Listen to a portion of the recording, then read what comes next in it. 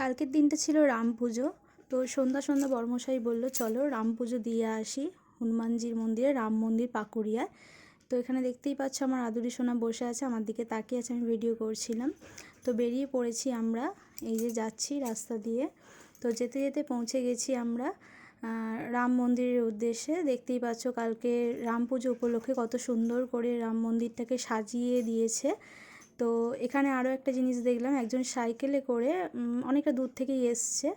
তো তারই মাঝখানে এই মন্দিরটা দেখো কত সুন্দর, রামজির পতাকা দিয়ে পুরো গেরুয়া গেরুয়া করে পুরো ভরিয়ে দিয়েছে। এই হচ্ছে গেট এক সাইডের, এই গেটটাও খুব সুন্দর করে সাজিয়ে সাজিয়ে তুলেছে। তো চলো ভেতরের দিকে যাওয়া যাক।